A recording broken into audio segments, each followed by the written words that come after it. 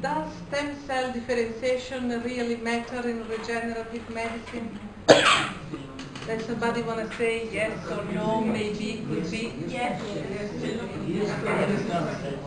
Somebody say no.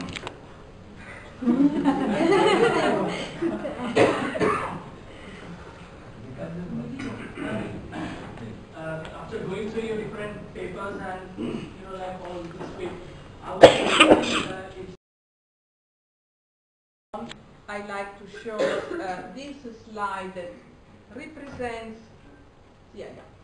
represents the different regions of the placenta, and well, there is one side of placenta that is of maternal origin, and this is called decidua, and all the other one that has the same gene that the embryos, the fetus, the baby does have, and so it's usually called fetal side of placenta, is the following. Specifically, I am mostly working on the amniotic membrane that is defined as a thin protective membrane that surrounds the embryo when it's an embryo and the fetus when it becomes a fetus before the delivery of, so at the end of the pregnancy.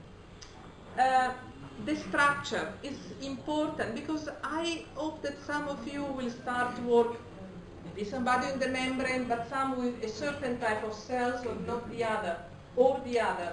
So please keep in mind that there are two levels.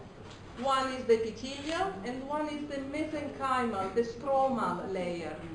And out of these two main layers, two cellular level layers, because you have also some layers that are just rich in collagen. So out of these two levels, you could have the two different types of cells. So hopefully at the end, you will remember that we can either use a patch, we can use the cells, or we can use the condition medium.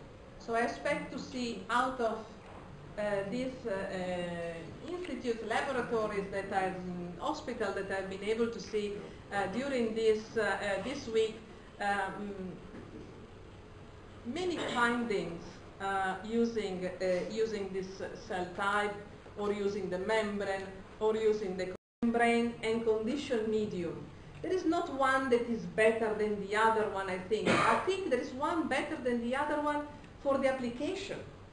Because we can more easily apply a piece of membrane on a wound than on the lung, okay, or on the heart even, because this was done in animal, not less. We have to try to imagine how to translate this into human. So I think this is a data that is telling us, well, we need to watch out about the transient effect. Of course, if you have a disease where you might be able to apply this one to take care of more generally of what's going on about this disease, maybe, okay, a transient effect is enough.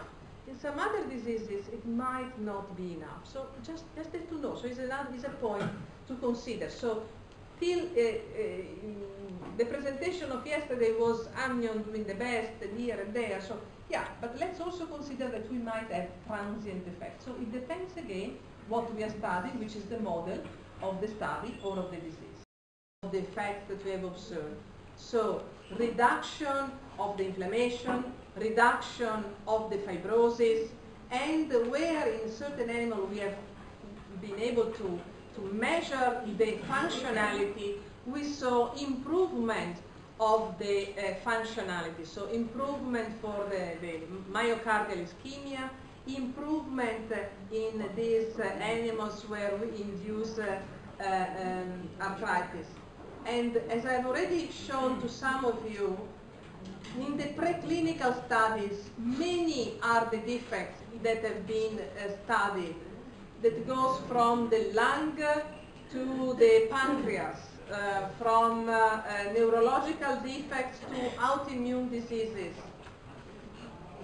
There are clinical trials going on that goes from wounds to Crohn's disease.